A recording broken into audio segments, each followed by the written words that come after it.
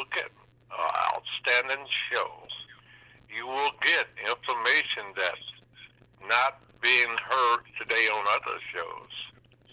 I might want to start out with, I was going to start talking about the Temptations. It's growing. Were they going to add a new show to Ferguson USA, HotTalkRadio.com, as well as what Teddy Pendergast will say, performing with Harold Melvin and Blue Notes.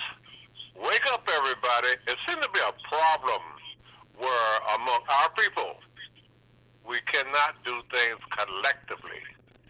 And we can look to the Hispanic community. They stick together. The only way we're going to achieve anything is by working together and not against one another. I said Temptation song is growing. And Mr. R, folks, tell the world how Ferguson USA Hot Talk Radio will be growing with a new show being added from the state of Georgia. Are you ready, Miss R, folks? Yeah, we got Mr. Smith here, Dr. Smith, William Smith here, we have Crystal Tucker, but Dr. Williams hadn't answered yet. Okay, we'll keep trying her, but on the same token, tell the listeners, and the two ladies on the phone now, on the radio show, they have a chance to text potential listeners to Ferguson, USA, Hot Talk Radio. In the meantime, we'll see about getting Miss Cornetta Williams, Dr. Cornetta Williams, who is the director of the Black Archives. But enlighten our folks what's going to be taking place on Ferguson, USA, coming from the big state. They call it the ham, golden ham. We're talking about peach steak. We're talking about Georgia. What's going to be coming to Ferguson, Mr. Folks? Well, thank you, MC. Sometime next month, we will have another program on Ferguson USA, HotTalkRadio.com. I'm honored to say that Ms. Linda Sylvester, who's in charge of the Georgia Black Chamber of Commerce, for the city of Georgia Black Chamber of Commerce, will be hosting a radio program on Ferguson USA, HotTalkRadio.com, starting next month as we try to expand to the east state of Georgia. Mr. Folks, okay, now how would that add to, how many more listeners would that add that, and you know, this is a female, right? Yes, it is. Yes, yes. Okay, but by saying that, this show is doing Women History Month. Yes. And a lot of people don't realize also it's Black Press Month. So go ahead and kind of conceive, how did you come across this lady to do this dynamic show starting next month? Please speak up, Mr. Folks. Well, Melinda is part of the National Chamber of Commerce, and we've known each other for a number of years. And we actually met when we did our program in Kansas City some years ago with Toyota, with the roundtable that we did in the Black Archives with entrepreneur. And so the program went so well here in the city that we decided to expand, I should say, to Georgia. And so that was the second state, and so that's how I met Miss Melinda. And we've worked together since then, and right now, she is growing. She has several things other than just a chamber. She's also a publisher of her own magazine in Georgia. And also, she just recently was appointed, lecturer, I should say, when they had the top 500 people in the state of Georgia. She was in that number, along with Andy Young, Mr. Andy Young. Okay, former Mayor Andy Young. So she's in that number. So she's doing a lot of things in Georgia, and then I'm very proud to say I know the woman. And I invited her to be a part of our station, and she said yes. Okay, that's great. And see, it's growing. Like I said, the Temptation song is growing, and then also I added about Teddy Pendergast and Wake Up Everybody, and hopefully by tuning in each and every day on Ferguson learn something, because you'll be orientated what is going on, what should go on. And now we have a person, Miss Cynthia Tucker. She is a person, and she's our co-host, and we have another young lady on here that so happened she's from the great state, or they say the state of opportunity, Arkansas, and she's one of 13 siblings, and that's Miss Gloria Smith. But on the same token, Miss Crystal Tucker, tell us about what you involved and what are you trying to do? Hi everyone, I hope everyone's doing well. I'm from Tacoma, Washington, but I've been raised here in Kansas City, Kansas. And I'm currently working on Art Unity Network, Art and Business Research Center. And could you kind of project your voice a little louder? Because the other women might not hear you, and they need to. Absolutely. Can you hear me better? We asked the men if they can hear you better. Do you hear better? Yes. I heard, yep. Okay. Is this better? I'm sorry about that. I apologize. Okay. Okay. So I'm from Tacoma, Washington, but I've been raised in Kansas City, Kansas most of my life. And anyways, I'm working on building and enriching our community with historical value. The Old Cordero Museum, have you heard of it?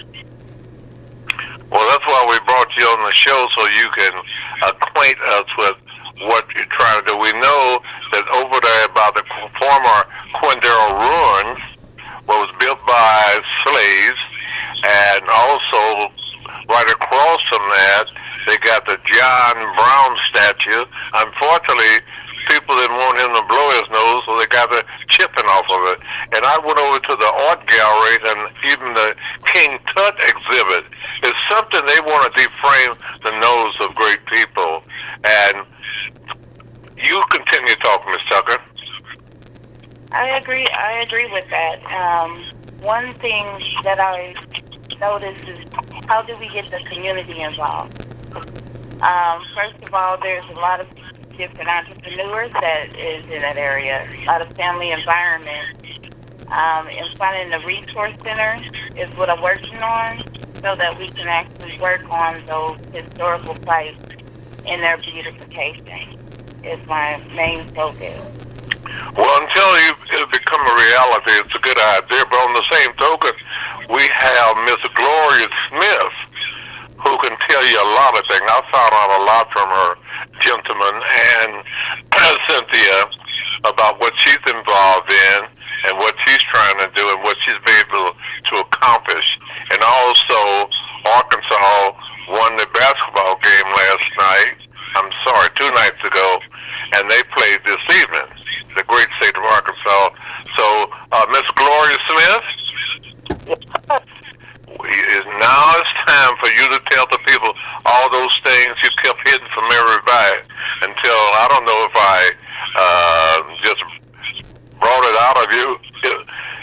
However, it's something that we all need to know what you're doing. And first of all, your company name is what, and what do you do? And we'll go into these things we talked about today.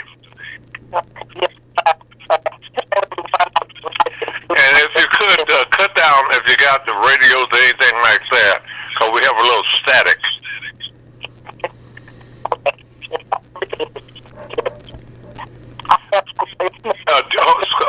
Ms. Smith, Scott, do you hear the same type of static I hear? Yes, it's not coming through well on the telephone. Either she has a poor data connection, or that's probably the big thing is poor connection at this point. Okay, could you call us right back? Yeah, Gloria, do what Mr. Folk said. Just call us right back. Oh, they'll call you right back so we can get you on the line, okay? You call me. Okay. Yes. In the meantime, Mr. Tucker, how long have you been working on your idea?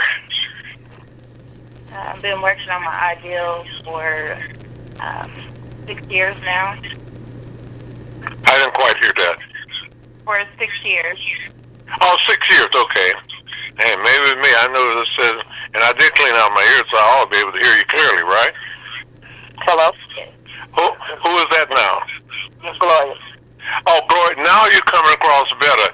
Thanks, Mr. Scott, our faithful engineer. He know how to make things work. All right. Continue with your tell the people about D. Who is D. Gloria Smith? My name is Gloria Smith. I am the founder of One Stop Ministries. One Stop Ministries was established in 2010. That's been 12 years ago. And what it is, it's a prison ministry where we go inside the prison and we teach leadership classes. We teach all sorts of classes to leaders. And also with that, we are trying to get a transitional housing for them so when they come out, they will be able to transition into transitional living so that they can transition back into the public. And with that being said, we teach counseling, mentoring, educational, transitional housing, life skills, one-on-one, transportation, mental health skills, spiritual support, and referral services. One Stop Ministry has been around, as I stated, 12 years now, and we're just really trying to put the word out there and let it be known that this is what we're trying to do with our men that's going to be coming back home, trying to stop the recidivism of our brothers. And not only that, I have adopted a park. My family and I have adopted a park. We adopted a park last year in June. And with that, we're trying to bring back a little league, a co-ed softball team for boys and girls because many years ago, back in the early 70s, my family played down there, and so did I. So when we started playing back in the late 90s, maybe, our kids didn't carry on the torch. So I'm just trying to bring that back into the community. And there's a high demand for minorities to play baseball. So I'm just really trying to work with the children in the neighborhood to bring that to pass. I kind of nipped it in the bud, didn't know how much time I had, so I'm open for any kind of questions. Well, you got some people ask you questions. In the meantime, have we been able to reach Dr. Williams? No, I tried again, but let me try. I will try again. Okay, 309, I think it's 9863, isn't it? No, I have that number. We have one number. Okay. Well, Ms. Smith, I know you were saying what you were doing, and you have a business called, that not-for-profit about prison ministry. This is not new. A lot of people have been going to the different prisons. What inspired you to do that? Was something happening in your family, or is something they brought it to you, you dreamed about it? How did you get into that? Well, I'll tell you how I got into that. I guess I may have been a kid. I really don't know how old I was. I might have been 6, 7 years old. I had my mother had one sister, and my sister lived in Detroit way back then. That must have been in I don't know when it was. But anyway, when I went to visit my auntie, it was so dangerous looking up there, and I couldn't understand why she was there. And I know that she was a praying woman, but when she came to Kansas City, I knew it wasn't half as bad as Detroit at that time. And so when she came here, I was like, Auntie, these people hanging around at the grocery stores and liquor stores, what's wrong with them? I mean, they don't have anything to do with it. What she told me to do was pray for them. I'm a child, 6, 7 years old. I didn't know how to pray for nobody that I didn't know how to pray for myself at that moment. And so God has always had it in my heart to help the homeless people and the people of incarcerated. So it didn't happen until 2009 when I was on the street doing some evangelism. It came back to my memories. God brought it back to my memories when he said, pray for the people. I was out on the street evangelizing. And so from that point on, he just started giving me things to do. Working in the prison, I rebelled, but he showed me you can't rebel. So it really didn't have anything to do with family members or anybody being incarcerated. It was just a passion that he put in me as a child. Okay, Dr. Williams on the line now, MC. Okay, Dr. Williams? Yes, sir. How are you? All right, we completed the whole show, but since it's you and you over the Black Archives, we will allow you to join us. But first of all,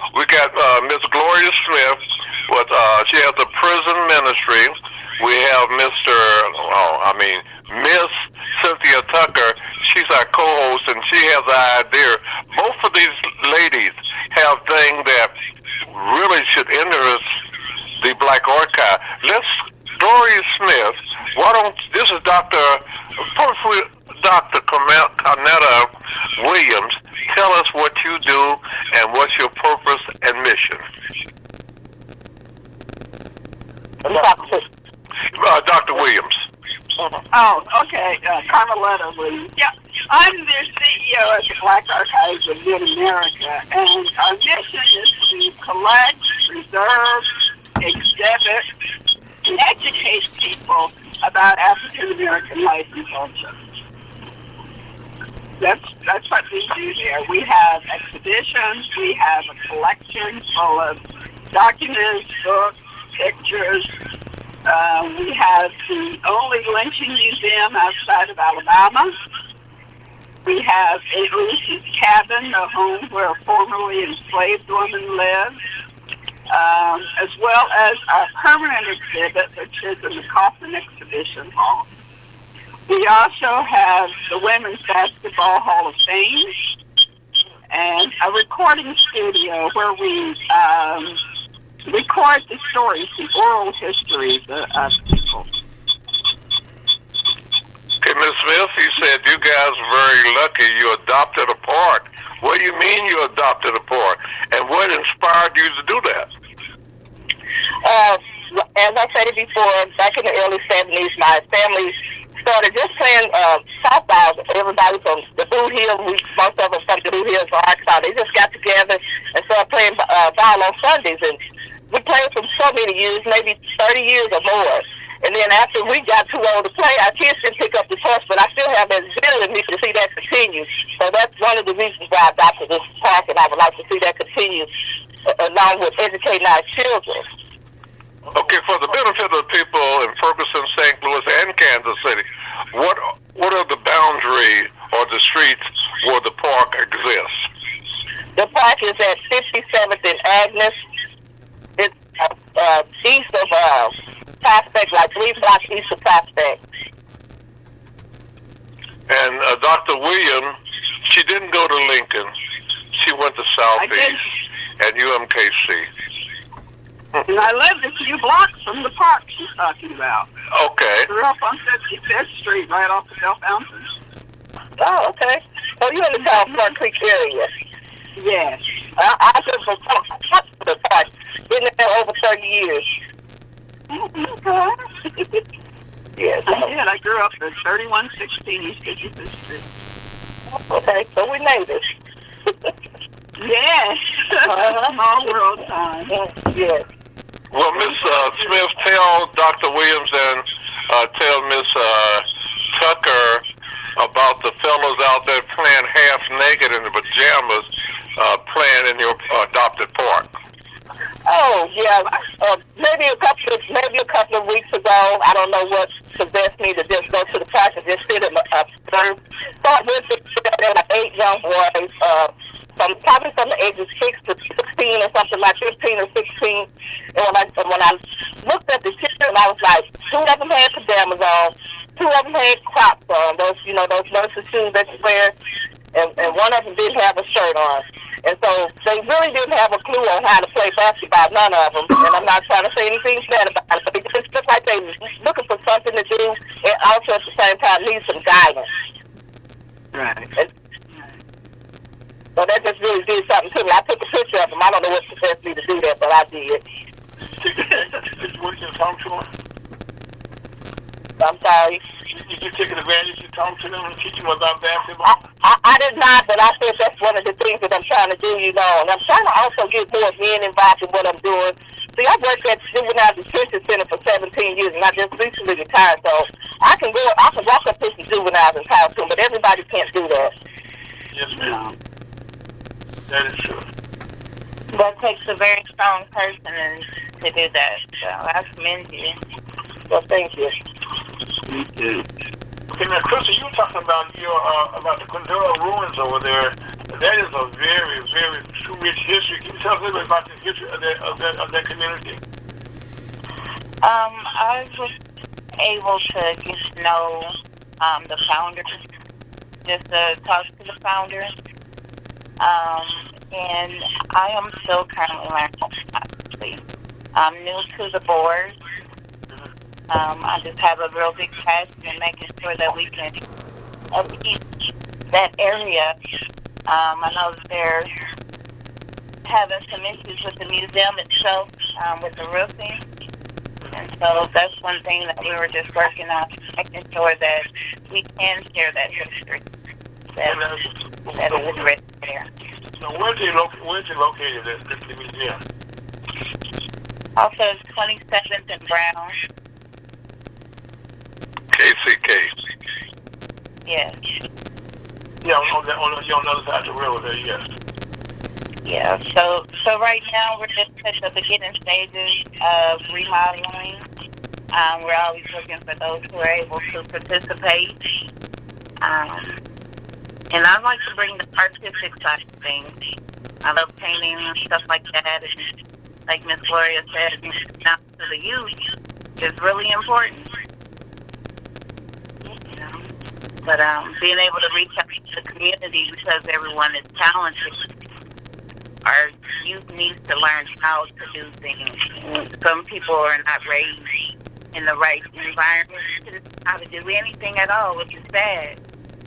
But I think if you learn more about yourself and where you're from, you'll treat it better. Well, you learn how to respect your neighborhood, for one thing. Yes.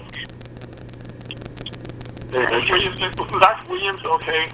I met you some years ago down at the Black Archives when I was involved with, when Mozilla Chamber of Commerce was involved with Toyota. We gave an event there. First of all, it's a very, very, very beautiful building facility, not a building facility that you have there that tells you the history of Kansas City and so much other than Kansas City history. And but first of all, how did you get involved, Dr. Williams, with the museum? Over at the Black Archives? Well, I retired from a career as a college professor, and I went to China and taught at the university there. When I came back, my son and I started a publishing house, and I got a call. I got a call from the board of the Black Archives saying it was in chaos and asking if I would come and help revive it. So first I was a little resistant, but Black Archives is the culmination of everything I've done my whole life. I have studied and taught and shared African American life and culture, so I couldn't resist it. I've been there 3.5 years now, and the archives has grown. We're thriving. We're alive and well. But of course, we're nonprofits, so we can't operate without funds. So we depend on the generosity of people and organizations to keep us afloat. But I answered the call. Said yes, I do. Well, thank you for answering the call. Thank you. Dr. Williams, what Miss Gloria Smith and Miss Tucker, do you see, I know you have to establish communication after this show and during this show, what interests do you think you could find that would interest the people in the Black Archives? We're interested in all facets of Black life and culture. The park is important to us because it's our community. It's a community park. I used to do prison book talks. After they got rid of the Pell Grant, the Kansas Humanities Council hired me to go to talk to prisoners about different books and book theory. So I appreciate, that she's doing this because I was afraid. And to have the courage to go in and go in alone to do that is plausible. So we're interested in all of those things. Everything that has to do with African American life and culture, the Black Archives wants to know about it, and we can be involved in it. The only thing is we're nonprofits, so we can't be political. But we can certainly work to preserve and educate people about Black life and culture. Good. yourself. I was just saying, okay, that's good. And also, I'm quite sure what the ruin is being right across the street there, when they cross the river, and they have a very, very rich history. What is the community has been there for so many years, especially the historical value, how it played into with the Black Railroad, and also documenting the things that are still there in that community that people don't even know about the history of. Right, and it is a strong, rich history. I think what else people need to know is that there were plans to make Quindaro a dump site, and the community got together and they fought against that, and now it's a beautiful space. But had they not done that, it would be a landfill. So I think those are the stories that also need to be stored and captured and shared. Absolutely. It's an honor to be a part of the museum, and I'm looking forward to knowing more about. Identify yourself, young lady, for somebody just recently tuned in. I'm sorry. This is Crystal Tucker. Go ahead. I'm excited to learn more about the history. The more that I'm involved, I did realize that it was the Underground Railroad, but I wanted to also focus on that there's not enough businesses or supportive businesses in that area. And so I came up with an idea to have an art and business resource center in regards to that. And I'm open to suggestions because it has to do with the community. Well, I know they have the pizza restaurant there. I can think oh my God, I can see him right now. Mr. Wilson's Pizza? Yeah, Wilson's Pizza, right? Yes, they've been there for years. Amazing. Yes, they're amazing. Wonderful service. He's always giving back to the community. And he's one of the top restaurants in the whole country, in the United States. They always ranked it at the top 100 for restaurants. I believe it. Yeah. Every time I come in, I see a lot of awards all on his walls and stuff. He's doing a wonderful job. Yeah, I met him during the time he was at the Black Archives with Toyota some years ago. That's when I had a chance to meet. His name is Gary Wilson. Yes, Gary Wilson.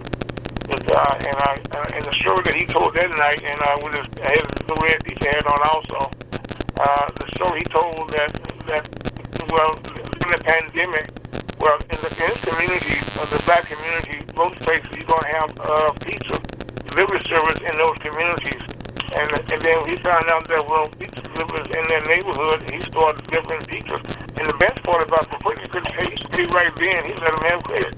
So he was that type of guy. And he would always pay him off. I want to ask Dr. Williams, we said like from Kansas City, Missouri, Kansas, going across the pond, okay? What are your boundaries or your statute of dealing with different new things, old things, or what have you? What area do you cover? Well, we don't have any boundaries. The title says the Black Archives of Mid-America in Kansas City. But the Black story goes all the way to Africa, so we don't have any limits or boundaries of places that we won't tell the story of. And there's so much history that's not been told that we need to talk about, and that's unfortunately. A lot of time our history has been word of mouth and has been documented. Right. I guess, Dr. Wynn, one of the things that I admire about your museum, tell us a little bit about the history of how you got started. Well, our founder, Horace Peterson, I guess when he was in middle school, from the stories I hear, started collecting buttons and brochures and storing them in the trunk of his car. And he would tell his friends that he was going to open a black museum, and they would go like, yeah, you don't want to do that, you're not going to make any money. But he was determined, and he did. So I count the space where we are now as success. The first one was in the trunk of his car. Then he opened an archive in the YMCA on 18th and Paseo. When that building was uninhabitable, he rented an apartment. From that apartment, once the fire stations were desegregated, he was able to get the firehouse at 2033 Vine. And Mr. Peterson didn't live to see the archives in the building. It's been now. But people who knew him said that he would be very happy with what we're doing here. But it was his dream when he started this. So I see my role is to flesh it out and to make it sustainable. No, the building itself is a very beautiful building, and opportunity, to have an event there and had a chance to walk through it and just to feel the whole history of the story that they tell about Kansas City, things and stories that people, that you may go to, and it's situated right there in the complex with the, Negro League Baseball Museum and the Jazz Hall of Fame also. It is. It used to be the Parks Maintenance Building. And when Emanuel Cleaver was the mayor, he tells the story that Ruby Arnold used to sit outside of his office and say, "You've got to get that building for us for the Black Archives before you leave office, or we're not going to have it." And he knew she was right, so he secured the building. The first thing they had to do was dig out 4 feet of the flooring and undergirdle because they kept horses there, so they had to get all the horse manure out. It cost $5 million to renovate the building, and the city put in $2.5 million. The Kaufman Foundation put in $1 million. Kemper's put in $1 million, and private citizens put in the rest of the money. And it is indeed a beautiful building. It's a beautiful building. We had 3 organizations have events there today. Wow. Yeah.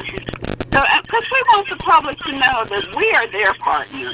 We're looking for community partners, but also we want to partner with the community. So we have a lot of space that we rent out, and we welcome folks who want to have their meetings, their events. We've had everything from baby shower to funeral to memorial services there. Graduation, birthday parties, celebrations, all kinds of public announcements and meetings. It's that kind of space. It's a beautiful community space.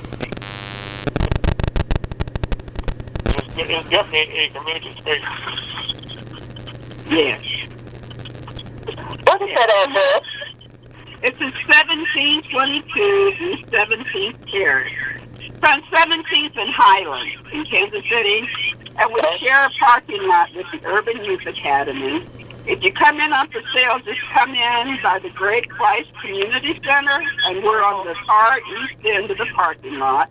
Okay. Or if you come across 18th Street, just go in front of the museum and turn at 18th and Highland, and we're a half block down the street. Okay. All right, thank you, ma'am. It's a big, beautiful building. Come visit us. I sure will. And come often.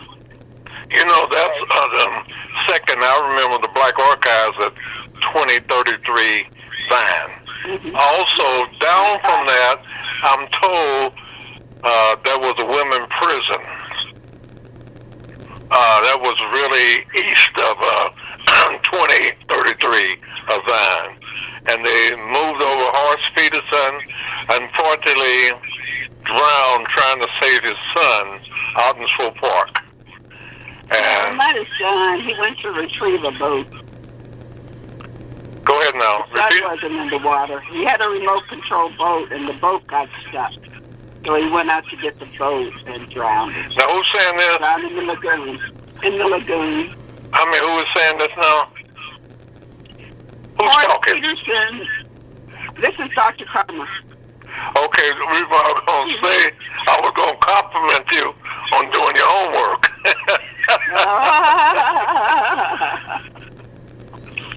Yeah, we don't believe in revisionist history. We want to tell the truth. So what happened, Dr. Williams? Well, one of his boys had a remote control boat, and it got stuck in the lagoon. So That's so far, Garrett.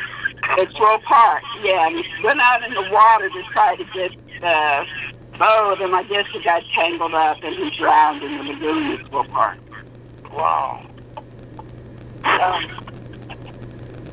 Horace was because of one of his friends that happened in Comanche Crossing down in Galveston. That was the official Juneteenth celebration. Well, they allowed the black folks to go into the beaches, and they used to eat barbecue and drink red soda water, I guess that's strawberry. And he brought to Kansas City. It became one of the largest Juneteenth celebrations in the nation. I know they had it in Atlanta. They used to do about 3 or 4 here in Kansas City. Not only in Kansas City, Missouri, but KCK, they had Olathe, and everybody seemed to caught on. Horace even brought the Emancipation Proclamation out to the Nelson Art Gallery for people to view it. He did. He had the first Juneteenth celebration in Kansas City. And it's growing this year in June, led by actually Horace's daughter, Nikita Peterson. We will be celebrating Juneteenth all month in the 18th and Vine District. There will be a parade on the first Saturday and vendors and all kinds of events all month long. But yes, Horace Peterson brought it to us, brought it to Kansas City. Well, as far as that concerned, I remember when they first started, they fired up everybody to participate. But soon as the darkness hit, they had a lot of unnecessary trouble there.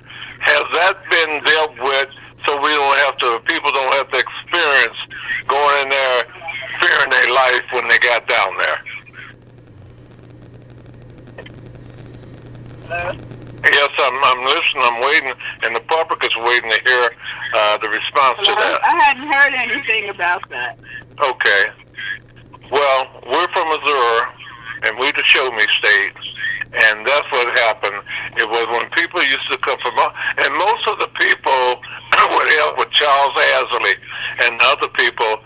They made sure it was funny. Now, Ruby Arnold was, for in fact, she made the record book up in Washington Congressional Black Caucus where they keep the records, because she was, when her son, Mr. Arnold, he just passed away not too long ago. He got into the horse. Anthony Arnold. Yes. And he was the son of Johnny Taylor. Yes. Johnny Taylor is a musician that I knew his mother, and when he went on the road, he was with Billy Ward and the Dominoes, and then cause there was another name, a little Johnny Taylor, but this was a different Johnny Taylor. And one of his favorite recordings was My Last $2. Yes. Yeah. Very famous song in the black community. Last $2. I'm not going to lose. You're not going to lose. My last $2. Gloria and also Crystal, are you familiar with this? Johnny Taylor. Someone told me once upon a time, this is Gloria talking, Okay. Johnny Taylor was one of my long-lost cousins or something from down in the Leeds area. How true that is, I don't know. I may have to get with you so you can help me dig up some of those old roots. Well, first we want to know, you mentioned Detroit, but you didn't mention the place in Arkansas where you grew up or was born at. Well, most of my siblings are from North Little Rock. I was born down in the Boot Hill, down in the Kitchener area. Well, I thought we talked about that. You and she and Russ Limbaugh. Yeah, you said that. Well, we really MC Russ Limbaugh down in the Cape Girardeau area.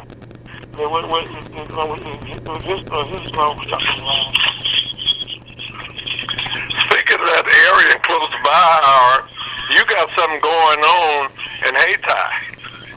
Oh yeah, we are. The Missouri Chamber of Commerce is working to develop a housing complex along with some other, facilities in the Hayti area. And matter of fact, I'm sorry to say that we were attempting to, acquire some land that was formerly the central. It was a black high school built in 1932 in the Haiti. It was first black Haiti high school in black school in the state of Missouri in a 20-mile radius of Haiti, and we were working to secure that land. And unfortunately, I was told this week that the possibility of doing that would not materialize. But we have found another site that's better than that site, so we're still working to bring some houses, Haiti, affordable housing, Haiti for units, a supermarket, a laundromat, and also some retail commercial space. Dr. William, before you join us, Mr. Folks will tell us about. I kind of quoted, can't sing though. I kind of quoted, "It's growing." Well, they're gonna bring on a new show from the state of Georgia to ask, what is this show? Who's going to be the host? And why is it very important to get the word out and need to attract more listeners to Ferguson USA Hot Talk Radio? Well, MC, it's kind of ideal that Dr. Williams will be on the phone for this, because that's what I'm saying. The Georgia Greater Georgia Chamber of Commerce founder and CEO Melinda Sylvester will be hosting a show on FergusonUSAHotTalkRadio.com. And I met Melinda during the time when we had our event at the Back Archives here in Kansas City. We did a similar event in Georgia, and that's when I met. That's when my stuff, Bessie Hughes, met Melinda, and now Melinda is joining our family with her organization. She has a black magazine that she puts out. They have a publishing company, and she will be hosting a radio program on FergusonUSAHotTalkRadio.com. So it's sometime in the next month or so. We don't have an exact date yet, but we are right now. Scott, we're in production right now, doing all the make ready. Am I right, Scott? That's correct. Yeah, so right now we're growing, and we thank her. I've had a great show today, matter of fact, with her today, and we're doing some things with the National Chamber of Commerce, as well as the Missouri Chamber of Commerce, and along with the Georgia Chamber. So we are actually, growing things through our station here in St. Louis. And Ferguson USA Hot Talk Radio. With matter of fact, the radio station Ferguson USA really originated from the Michael Brown situation back in 2014, where he was for his untimely death. And a lot of the meetings took place in our former headquarters. And that's how the station came about with the name Ferguson USA HotTalkRadio.com. Yeah, and I've been fortunate to host the show since 2015, shortly after we started the Missouri Chamber of Commerce. Matter of fact, we started the chamber in April the 1st, and we started our first show at the station in August that year. I guess while everybody is mesmerized or whatever, I might well say that I created a theme for the United Minority Media Association. It's going to be September in Kansas City, and that's going to be a 2-day, it's called the Yuma Midwest Southeast Regional Conference. That'll be held in Kansas City at the Embassy Suite Hotel. We have a lot of exciting stuff going on. I guess stuff is not the right thing to say, but a lot of it has an emphasis on the state of Arkansas, Ketcher, Arkansas, and also Elaine, Arkansas, and also it's a group that's going to be joining us. They do a radio show that's called the Arkansas Justice and Peace Memorial Movement. We got a lot of things planned coming here to Kansas City, with a lot of the music coming from highlighting the great Johnny. I'm sorry, I'm going to say Johnny Teller. I meant Charlie Parker. And also, I'll let MC be in a real modest here, which is highly unusual. But Arkansas, okay, is where MC's family originated from. and a lot of the land that they had there was taken away during that time. And some oil fields were developed in the land, so it's a rich land where some blacks were displaced, as used in the history. And right now in Kitchen, Arkansas, the families, the bars, and the cars, am I getting this right, MC? Well, Dr. Williams, seemed like Mr. RFO has been doing his homework. It does. Well, I love history. Well, like I told Dr. Williams when I first met her, I love history. You know, I just love history. You know, and it's always been amazing to me. And just go find out, you know, about all the things that our people have done. And like I said, unfortunately, we don't always document it, you know, and most times it's word of mouth, you know, the story to story, you know, family to family, and we just don't connect the dots. And so when I come across things such as what MC did, matter of fact, I would be remiss because for a month or so, Scott, you was a part of this history that we listened to as MC was putting these things together with the show with his family around the country. Some of the people that are in the family, you know, a lot of famous people around the country that came from Kitchen, Arkansas. You know what, ladies and gentlemen? We don't have no money, but if we did, we said, Mr. Folk, your check's in the mail. Now, I'm wondering about Gloria and Crystal. I know you guys are listening, and we got maybe about 10 and a half minutes left. It's time for you to tell the people your thoughts and maybe ask questions, or even ask Dr. Williams any question, and Dr. Williams can do the same to you guys. And I can shut up. Oh, you got the word, huh? But I really appreciate your since I found out your history, man. I thought you knew everything anyway. No, I'm just a good listener and a good listener. Okay, ladies, join us. This is Dr. Crone. I don't want you to shut up because I have a question. My late mother, that one of her best friends, Bernice Venerable, is from Hayti. Okay. And I hadn't heard of it until I hadn't heard of anybody or known anybody from there until I met her.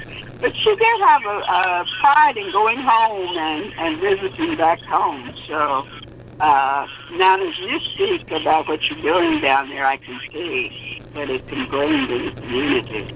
Well, with Dr. Williams, when she would go home, the Alumni Association has a picnic every Labor Day weekend. And so, as a matter of fact, the Alumni Association actually owns 7.5 acres of land that the old school sit on. And we were acquiring the land, to build, build something for the community there. And this much is over there. We haven't given up yet, okay, but right now it seems as though that they have over 150 people that's part of the Alumni Association that's presently still in existence. And so... that's good news because that's how you keep the stories going. That's how you keep the communities alive. So I'm glad to hear that. Well, I'll put you in contact with some people down there. You can find out more. They probably know. As a matter of fact, I know a gentleman who's the mayor pro tem there, who grew up in Hayti, Missouri. Who probably could be very helpful to you. And yes, he's the black mayor pro tem. Who's actually, actually does most of the mayor duties in Hayti. Thank you. Glad to help out. Okay, ladies, so you invited to talk some. Okay, this is Gloria, and I just would like to invite you all, doctors, it's right down in your neighborhood. You can probably even walk. We're going to have an Easter egg hunt for the kids in the community at the Town Park Creek Park, and that's a meet and greet for the children to come, and then I want to try to get their names and everything and invite them so I can try to get this softball league started. So that's going to be Easter Sunday, April the 17th from 2 to 4. Kind of wait until after church services, so we're going to just enjoy the children. And that's open to any and everybody that would like to come. And what was the address again? It's 57th and Agnes, the Town Park Creek Park. Okay. That sounds fun for the kiddos. Also, ladies, how can people get in contact with you? Okay, Gloria, my name is Gloria Smith, and I can be reached at area code 816-337-1582. Also, you can get a hold of me on One Stop Ministries, all one word, onestopministries.com. This is Dr. Karma. My email is pretty simple, Dr. Karma, DrCarma, @blackarchives.org. And our phone number is 816-221-1600. We're open Monday through Friday from 9 to 5 and Saturdays by appointment. We had lots of appointments today. So please get in touch. Come visit. We don't charge people to tour the exhibit. Come often. Bring people with you. What days are you available? What days are the business for Black Art open? Monday through Friday from 9 to 5. Okay, thank you. Mm-hmm. And I'm Crystal Tucker. You can reach me at 816-283-6783. And my email is CHRYSTAL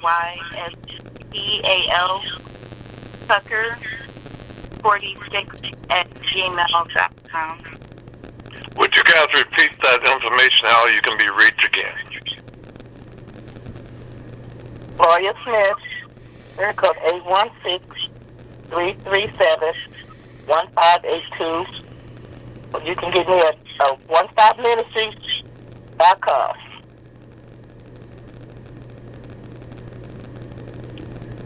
Okay, Carmelita Williams, Dr. Karma, DrCarma,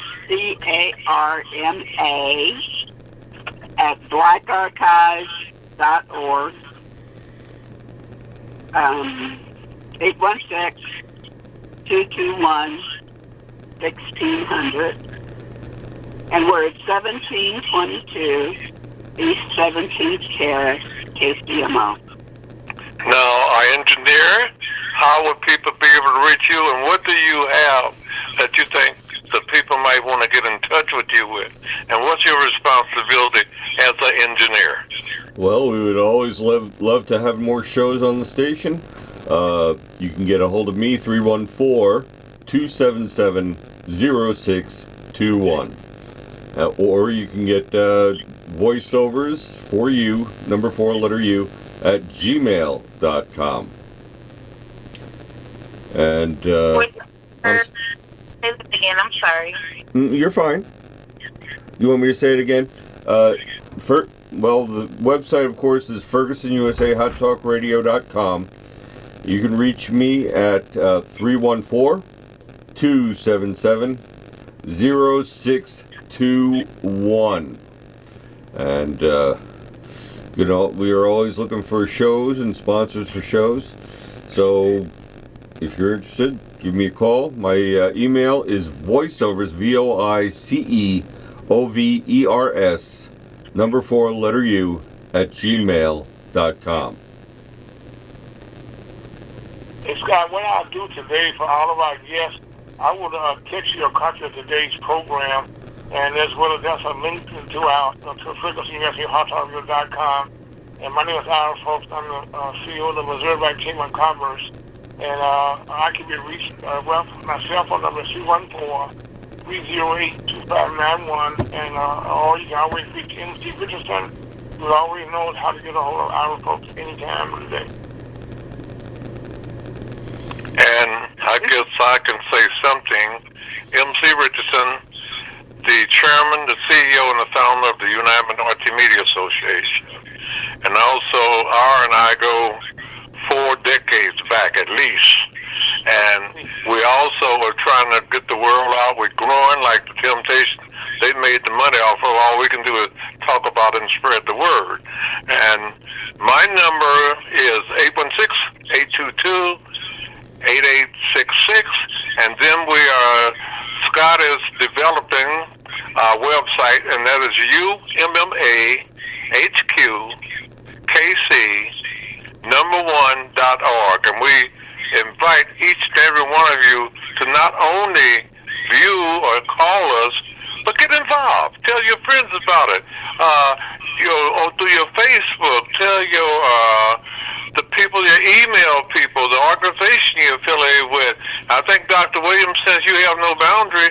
I know you're going to tell everybody about this show, which is Guess Who's Coming to Kansas City, and then the Missouri Black Chamber of Commerce, which leads to the National Black Chamber.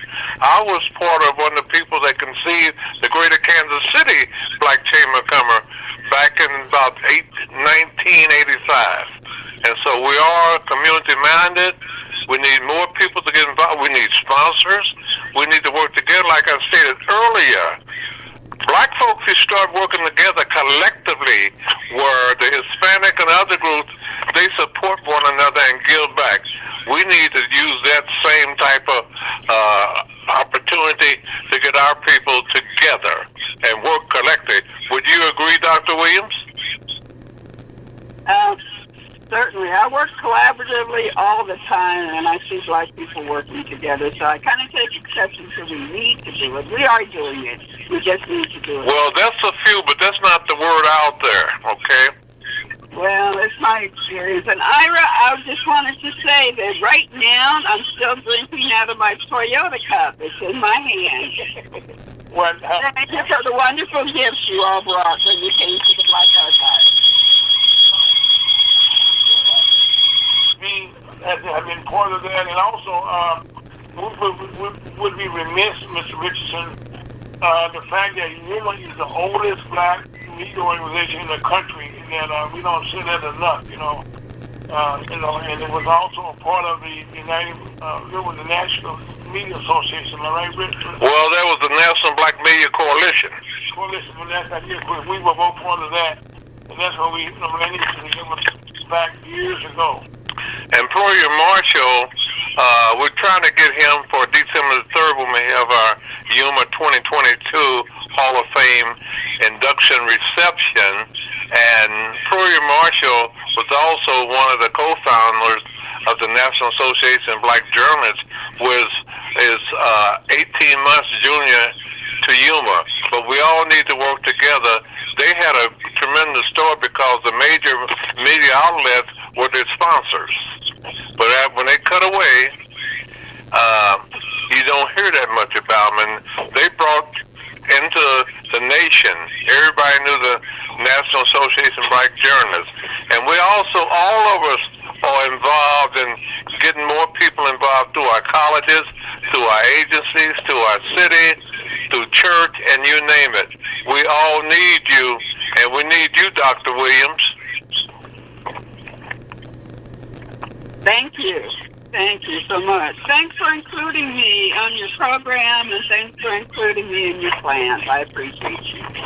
Hello. Take care, all. All right. Too much. Well, that about Thank you for having me as well. Brad, that about to thank Miss Tucker, Miss Smith, and Dr. Williams, Mr. R. Folks, and when we couldn't get on without the capable work of Mr. Scott Owens. So thank each and every one of you very much. And the state of Arkansas, they're planning, the Kansas City will host the NFL draft in 2023, as well as Sacramento is a place that first they started the Tony Express. It was in Rochester, New York. It was in Cincinnati. It was in Kansas City, Omaha. And now the King, the basketball team, operate out of Sacramento, the capital of California. So we have a reach of everywhere, but we need more people to join us in making sure we do the right thing. And we also, you can't do it without sponsorship and money. So thank you very much. And with that being said, would join us next week. At what time is your show, Ira? From 1 to 3 p.m. every Saturday on USA.com. And guess who's coming to Kansas City follows after Howard gets his little siesta from 5 to 6 p.m. So thank you very much. Thank you. Thank you. Good night. Thank you. Good night.